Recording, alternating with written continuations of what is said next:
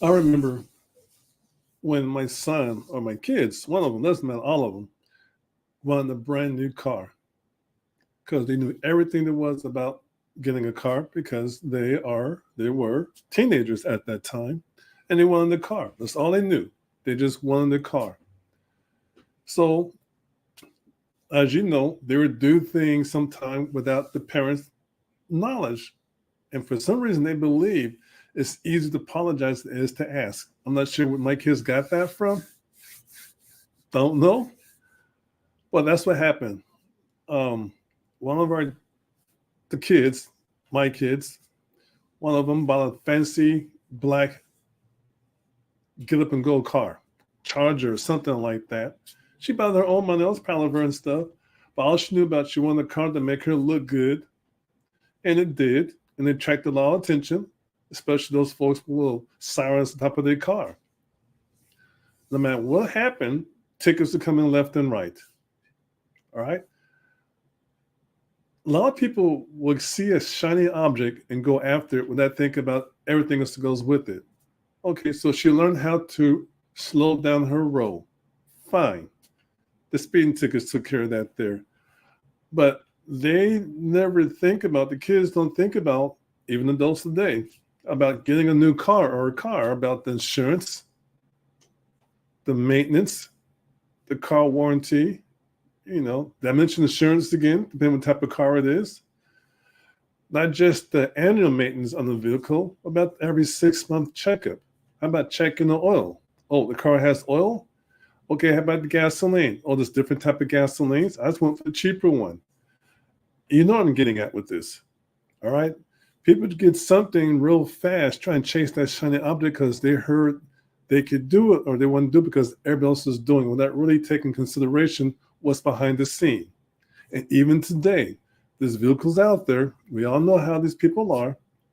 Might be some of you guys also, ladies too, watching this video now, who don't inspect their vehicle on a regular basis. That means every day. All right. Now I'm coming from a maintenance background myself. So I always do that little daily inspection, that weekly inspection, that monthly, every 6 months, the annual requirements. It's just in my nature. I just love to do it to make sure everything is fine. Now, let's slow this roll back and think about how we as adults are doing the same thing today. We get tons of calls all the time, wanting us to give them all this information without even considering where they're at. Can I start a fingerprint business right now in my state? Why not? Why can't I? I respect that. I get those. I understand that. But don't fall for the shiny objects and you just slow your roll. When you start a fingerprint business, good. But there's a lot more involved besides trying to figure out how to fingerprint on the machine or how to capture legible fingerprints on an ink card without getting the prints rejected. Or try and go for the low-hanging fruit, try and go for the most cheapest deal you can find to get some type of certification. That's half-ass. But yet you think you know it all because all you know is what you know.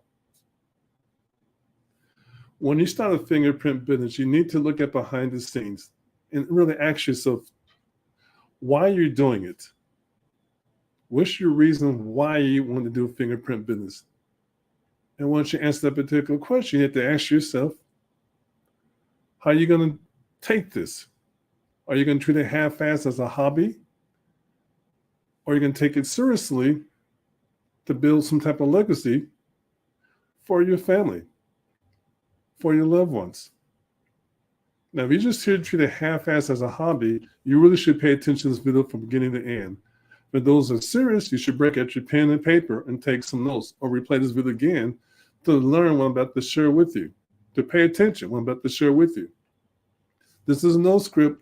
I'm going to spend all day long trying to talk from the heart right now to you folks, pretty much influenced from the conversation I had with our CPA. He shared me in so many words. People are going to be people. Some of them are lazy asses, and some of them are not. People hate to pay taxes. They complain all the time why they have to pay taxes. They already know why.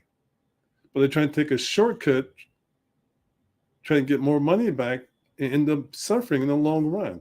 or in the short run. Same thing with your business. I'm going to show you some things people don't talk about, but you need to hear. The truth. Things you should take in consideration when you're starting any type of business if you want to treat it like a business and make that money to address those whys that you have. Thought I heard somebody down the hall for a second. So I'm not trying to repeat the basic crap you hear out there online all the time. I'm going to stick with the things that you should take into consideration. One is your business reputation. And that's a big word, business reputation. Let's start behind the scenes, not just what you might see on the internet, but what the government sees you as. Are you a sole proprietor? Are you an LLC? Are you an S Corp? Are you a C Corp? Are you a managing partner? Are you the CEO? Are you the president? Are you the VP? Wherever the case, how you want to identify yourself is a reflection of how you can identify your organization to the world. Now, you notice I said the word organization, not mom and pop shop, not an individual. I said organization, because if you really want to take this business seriously, you need to put your position at a higher level, put your mindset as a level of a CEO, and quit trying to bow down to everybody else who's trying to tell you what you cannot do, why you should not charge them more money, or why your prices are too high. They're not paying your bills. They're not in your shoes. Their why is different from your why. You need to brand yourself as an organization. Brand your company as an organization. Start behaving like that.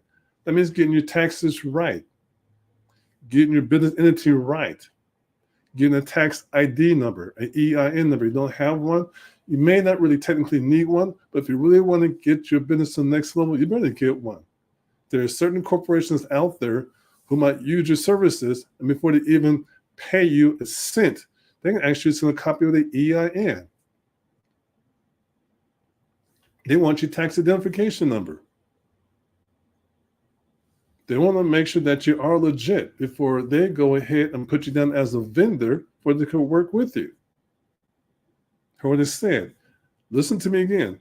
There are organizations out there who may use your services because they see you as an organization, but they want to make sure you send some type of tax ID paperwork, 1099, that includes your business employee identification number or your EIN number. I ain't talking your social security number, EIN.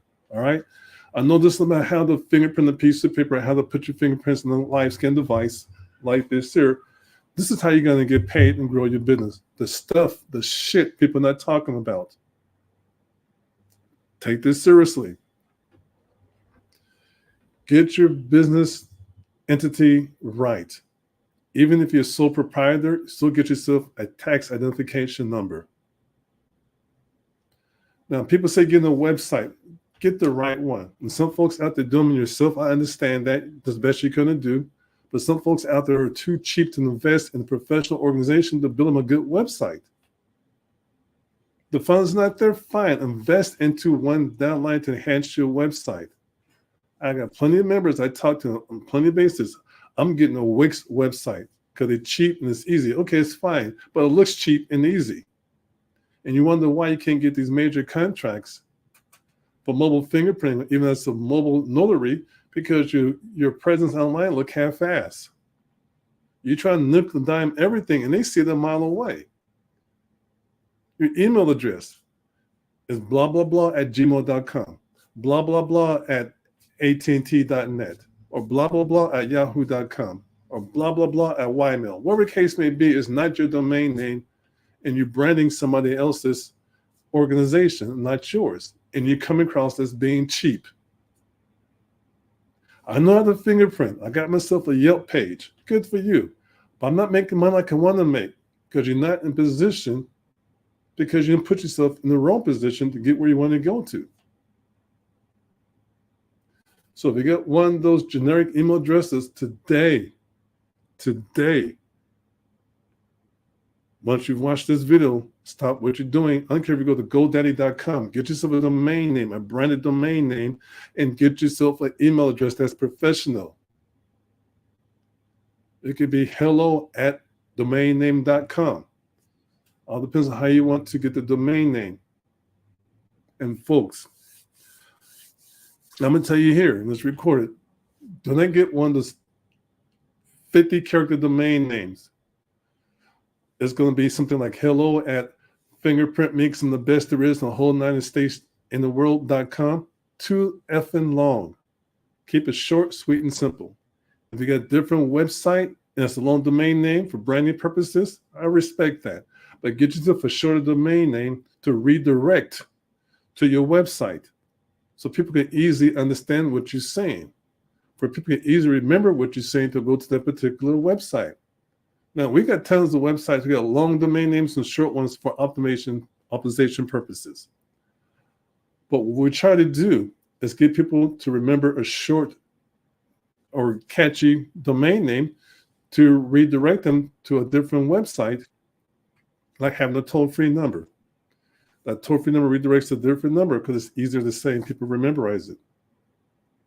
One of our domain names that you should hear about now is called livescanuniversity.com. That's livescanuniversity.com. It's easy to remember, but it's going to redirect you to a different web page with a longer domain name. Not too common to say, but it is a good domain name.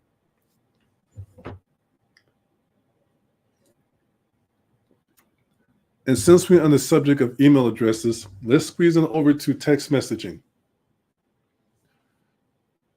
The regulations have changed the past 6 months to a year, especially recently. They're knocking it down, they're hampering it in, they are taking no prisoners about how your emails are coming across to the world. A lot of folks out there got these Gmail accounts. You're going to notice a lot of your emails not going to junk mail, spam mail, promotional mail, or not seeing them at all. Gmail, Yahoo changed their requirements, blocking thousands of millions of emails not going directly to you right now. I'm talking millions of emails are being blocked because they changed their requirements, their guidelines for that. So organizations like ourselves and yours need to be in compliance to get past that Gmail firewall, get past that Yahoo firewall to make sure your emails being delivered. Okay, delivered. There's things you need to do right now if you have your own email accounts where you need to have it be able to go across without being blocked. Enhance your deliverability with these companies out there. It's very, very important. Make sure you happen like that. If you're not sure what I'm talking about, check with your domain hosting provider and ask them what can you do to ensure that your email addresses are not being blocked or kicked back or rejected. There's different things you should be knowing about now to make sure that happens. And if you're starting off, you got a brand new account, you got a brand new email address, please don't start sending out hundreds of emails the first day you got a brand new email account. You're supposed to be warming up your emails to make sure the whole world knows what type of emails you're sending without coming across as being spammed. I'm not sure what I mean by warming up your emails. Look it up and research it. Look up the phrase email deliverability. Look up the phrase domain reputation. Now, domains, again, besides emails and text messaging. Google came across recently a major core update, besides when I had a few months of dealing with EEAT, EAT. Look it up, EAT, from Google. A lot of the emails, a lot of websites were pretty much removed from Google. The index disappeared. The index is the big issue. If Google don't index your website, people can't find you. You won't be in the top couple of pages, period, on the first page at all. A lot of domains became de-indexed, removed, kicked out, got the boot. Because how their content was created, how the content came across, how the content is currently being viewed by Google, Said no way, we change the rules, we don't like how it is. Adios, good luck, deuces. It may take these domains years to come back. It takes a while to get good domain authority, good articles being written. And a lot of folks who took our training programs, we talked about writing articles using AI the right way. But some of you, including our members, didn't listen. And someone trying to figure it right now and get no certification. You didn't listen. You didn't follow our instruction. We're trying to help you grow to the next level. So if you're using AI tools, which is great, use them the right way and follow the best practices out there, especially those who are trying to write articles and put them out there. There's the format you need to follow to keep your website from being de-indexed. Or you're trying to figure out why you're not getting good rankings because you're not doing things the right way. Now, like I said earlier, I know this is about we're not here to teach you how to fingerprint. We teach you how to make some money. I'm telling you the stuff that people won't tell you or go into about. You need to go back, watch this again, and take one of those steps, one of those points I share with you, and focus on that and do one at a time. Because it's not going to be overnight. I promise you that it won't be overnight. Customer service, customer service, customer service. These days, social media and customer service is hand in hand. These bad reviews could jeopardize your ranking online. These bad reviews will cause you to lose money, potential business down the line. So you need to start engaging with these reviews, giving them feedback. This software they have out there now with the AI software will go ahead and recognize you engaging with your customers, and they like it. You see more of a push now for certain sites like Yelp, Google My Business, giving you more authority online compared to websites who are brand new, who are highly optimized, now are not on the front page anymore. Look down at Google. You notice now when you have certain questions on Google, they can give the answer right there in front of you. These answers are being harvested from other websites that used to pop up on the front page. Why are they doing it? They can. It's their websites. Google owns Google. You don't. So you need to focus on other sites to get you up there on the front page, like Yelp, Google My Business, are just two of them of tons out there. You need to keep those sites alive. It's like having a baby. You got a brand new account, got a brand new baby. You have to feed it. Babies need to eat every day. At a certain time, you have to burp the baby. Certain time, you got to put the videos out there. Certain time, you got to put your articles out there. It's a certain time you should and should not have articles put out there. How many times can you DM somebody in the social media site before you get into the social media site jail? Because some of us will push the limit sometimes just to see what happens. I've been in Facebook jail. It's not fun. I've been in Twitter jail. Not fun. You need to stay active. Your tenacity will reflect in the work you put out there. Online content needs to be reduced on an ongoing basis like clockwork. You need to determine what's the best time to post your images for your followers. You need to figure the best time to post your articles on the website. And there's certain tools out there telling you the best time to do this.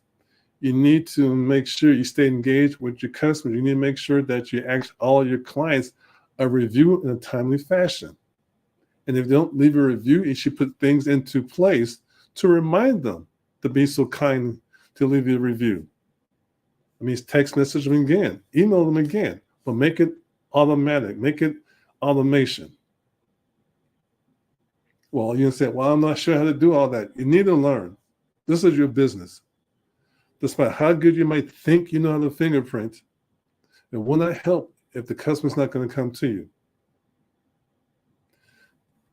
It's not the truth that counts for these folks, it's what they believe is true. All right. If they think your organization, they believe that you know what you're doing, they'll come to you, but they're going to check you out too. And they're going to look for an inch, whatever the case may be, to not to come to you. They're going to challenge you. They're going to put you on the phone sometime with them, try to get you to debate with them, but they get mad at you because what you share with them is something they don't want to hear. And they're too embarrassed to tell you that you're right and go some other place. Well, I'm telling you things you don't want to hear or you need to hear. If you like what we say, I understand, but we're here to share with you. We're here for you to know the things you should be aware of. I need you to be willing also to adapt to change. A lot of our members went through an onboarding process with us, and they could tell you themselves what we shared with them opened up their eyes. We got different tools for our members, and sometimes these onboarding processes could take hours to share some knowledge with them, like a miniature class in itself, to explain to them why they should put things into place to text message people, why they should put things into place to start emailing their clients a certain way, why the email should be written a certain way, why you should have certain codes into your text messaging platform. If you don't have one, you better get one to keep you in compliant. Things they should be doing to keep from being shut down. The government's not playing. When it comes to you calling people, text messaging people, emailing them during certain times of the day or the evenings, and be careful. You need to have certain verbiage in there to keep from being marked as a spam. Okay, not going to go on and on about just the basics of stuff you should be knowing as an organization, as a CEO of your organization. You need to quit trying to focus and trying to compete and change your mindset to domination. And that starts with this. I had a call with somebody today, bless her heart, lovely lady. She's from a small country called Texas. And she will be a member soon. I know that there. We had a little conversation. Yes, it was about 30 minutes. Don't tell nobody. Let's keep that part a secret. But we shared some thoughts with each other. And she was mentioning how much she charges for her mobile fingerprinting. And she was going back and forth with the pricing. And I was trying to share with her what I thought she was saying, so she could pick up the hint that the price that she was saying needs to change. After 4 or 5 minutes going back and forth, she finally caught on while I was trying to share with her, then finally just hit it like that. And she realized, oh, it was my mindset, her mindset, our mindsets that's limiting us back to go to the next level. We're so worried thinking that this is what we will pay, not realizing the customer we're going after see things differently. They might value you more than what you value yourself. The biggest obstacle out there is you. It is you. Your mindset being conditioned early on in life. Hey, honey, just be happy you got a job. I grew up in a household like that, and I thought my grandparents and parents were crazy. Why should I be happy just to have a job? I seen where they were at, complaining all the time where they were at. Didn't like the rules. Need permission 4 or 5 months in advance just to get a day off. I could go on and on and on. Getting them early, coming home late. And right before they retire, they get laid off. Right before they retire, that company goes bankrupt or reorganization, some type of bankrupt. It happens today, all the time. How Social Security started to dwindle down. So that mindset they had was back in the days is no longer the same today. You need to take care of yourself. You need to put things in motion and build a legacy. If you're going to do fingerprinting, you need to take it seriously.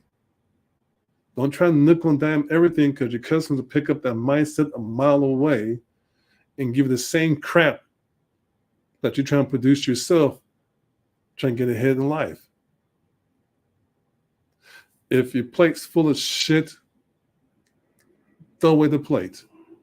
Get yourself a different plate, buy your own plate, make it bigger. Give that shit to somebody else and change your mindset and start doing things what you need to do to get what you want to be.